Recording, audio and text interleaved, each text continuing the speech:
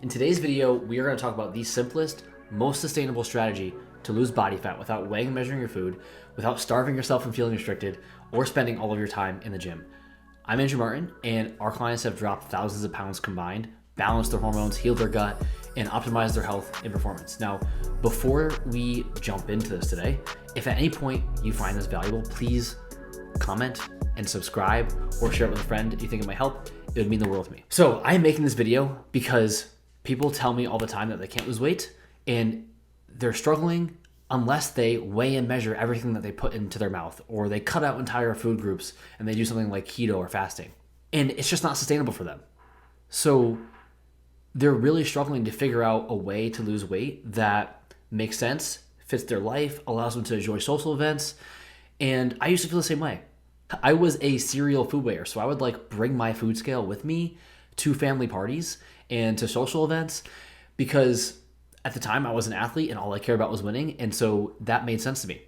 But eventually I stopped competing in sports and I was still weighing and measuring my food, and I began to feel super restricted. I began to feel like I didn't want to do this. And one of the rules of thumb that I have for myself and for my clients is if you can't do it for a decade, don't do it for a day. And I couldn't do it for a decade. I definitely didn't imagine myself being 80 years old, weighing and measuring my food, or doing keto and not eating carbs. And so I needed a new way to do things. And this is what I figured out. And this is exactly what my clients use now to, on average, drop 21 pounds in under 90 days. The reason why weighing and measuring food works is because we are controlling the amount of volume of food that we're eating. We're controlling our calories, we're controlling how much protein we get, and we have a lot of control over it.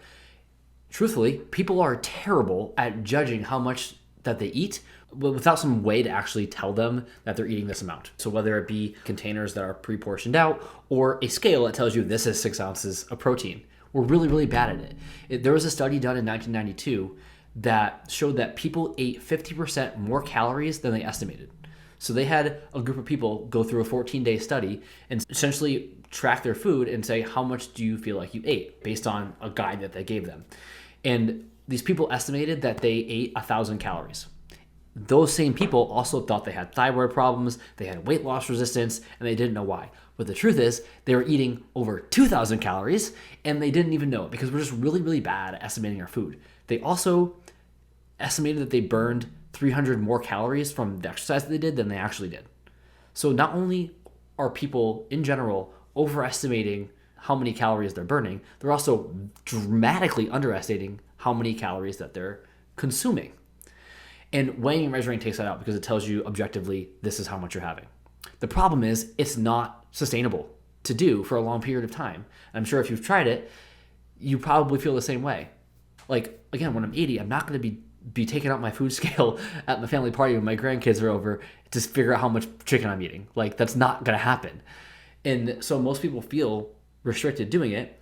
And instead of that, they try to do something like eliminate carbohydrates. Because at least I don't have to use a food scale for this. So they do full keto. But then they realize, oh, well, now I can't have pizza and I can't have bread. And so, oh man, maybe this is too restrictive too. So then they cut out. So then they do fasting and they cut out meals entirely. Oh, I just want to have breakfast. But then what do you do when you're out with friends? And there's this never-ending cycle of we're going in circles because we don't have a sustainable approach to nutrition and to help us lose weight. And we need a better way. And what we need a better way to do is we need to figure out how can we estimate our food without having to weigh it on a physical scale. Because accurately estimating our food would then allow us to make sure that we're eating the right amounts for our body and enable us to have the success we want in terms of fat loss. We need a way to do that. That is what the hand, fist, and thumb method allows us to do. Let me explain that.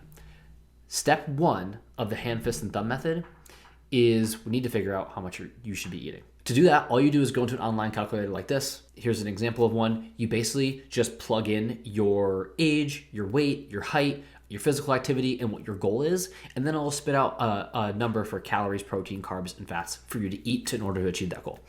This isn't a perfect way, and it's not how I do it for my clients, but it's simple for this video and shows you we just need a set of numbers that make sense for you to start. That's step number 1. We need to know what we're shooting for. You have the targets now, okay? Step number 2 is we need to figure out how much to have at each meal. So if you have 2,000 calories in a day and you're trying to hit 150 grams of protein, great. But what do we do at each meal? Step 2 is to divide that. So the easiest way to do it is to take 30% of those calories or protein that you're trying to shoot for. By the way, calories and protein are the thing that matter most to measure. So that's why I'm focusing on those. Carbohydrates and fats, really just do what you want for them. You should have them both. They're both important for our health, but don't overdo them and just have them regular volumes. The things to focus on though are your calories and protein. So we're going to divide 30% of your total calories and your protein into your breakfast, lunch, and dinner, and then we're going to save 10% for a snack. Here's an example of what that looks like for somebody. I essentially set the targets for each meal here, and I built out one meal that would, if they just followed this, would hit those targets.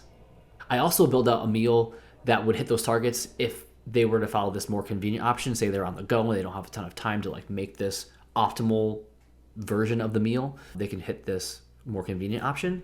For example, the optimal meal here, I use 3 eggs, a half a cup of oats, and a quarter cup of raspberries to hit those targets. And the convenient option, I used a protein shake and some other things. So the idea is to stick to something that's more optimal as much as we can, and then you can go to something more convenient when you're on the go. The point is, if you follow the optimal plan, you will hit the targets that we have pre-assigned here, okay? And those are just 30% of what I'm trying to shoot for overall. This one's a little bit different, but you get the idea. I would just do 30% to keep it simple. That is how setting the meals work. Now, this is where the magic happens, okay? The magic hasn't happened yet. It's coming. You can swap these foods for anything on the swap list, and that way you have endless combinations of what you can do for nutrition and you don't get bored. And you also know that if you swap them for anything on the same list, then you're going to hit your nutrition targets. And you don't even have to use a food scale or weigh and measure to figure that out, because the swap list tells you how many grams of protein and carbohydrates and fats are in each meal, or each type of food, so that you don't have to think about it and put it on a food scale and put it into an app. None of that has to happen.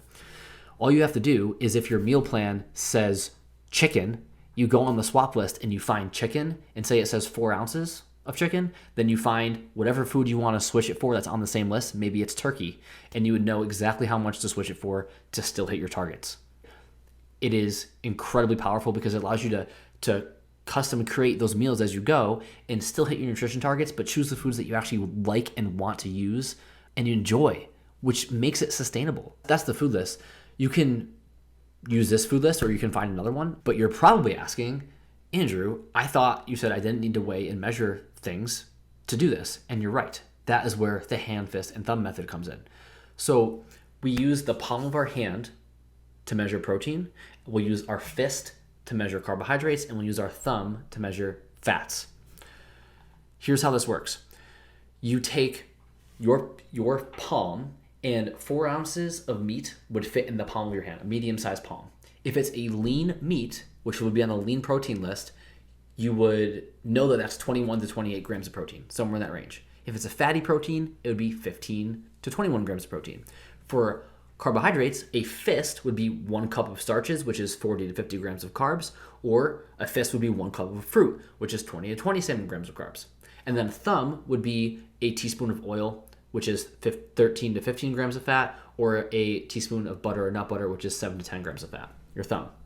That is how we essentially can figure out how much to actually have at that optimal meal. So now say your plan has 4 ounces of chicken in it, you would know all you need to do is look at the palm of your hand. Does the amount of chicken look like the size of the palm of my hand? Yes, you put it on your plate. That is close to accurate. It's not as precise as the food scale, but it's close enough to get you the results that you're looking for and make sure that you're not 50% wrong, right? It's probably going to be more like 90 to 95% correct, which is the idea. You don't have to be perfect with this stuff, but we need to have a way to get close and estimate, and that's what the hand, fist, and thumb method does, okay? And it's super easy to implement. Like, you don't need to pull out your food scale. You just, when you're putting your food on your plate, you just look at it and say, like, is it the size of the palm of my hand? You can actually physically put it in your palm if you want to, or is it the size of my fist, or is it the size of my thumb? And it allows you to customize your meals. It allows you to accurately get the right volume for your goals, and it allows you to be flexible and not feel so restricted all the time. So this is an amazing way for you to customize a meal plan for yourself to get results and feel better. And And again, do it in a way where you're not in this endless cycle of restriction, because that's just not going to work long term. I'm sure if you're watching this, you know it and you've experienced it. I have experienced it too. And this is what I've used for myself, and it has been awesome. Now, of course, there's more nuance that goes into creating a nutrition plan for somebody. Like, we have to know if they have gut issues, hormone imbalances, nutrient deficiencies, inflammation, things like that, to really truly create a customized plan for someone that's going to solve the root cause of the problem. But this does help you get a nutrition plan in place that at least has the right targets and is more flexible.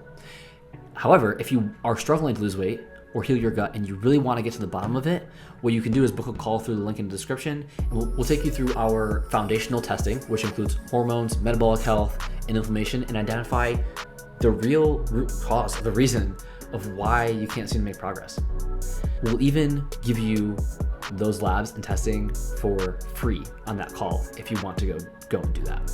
And from there, what we'll do is you'll go get the test run, we'll meet, reconvene, and go over everything that we found.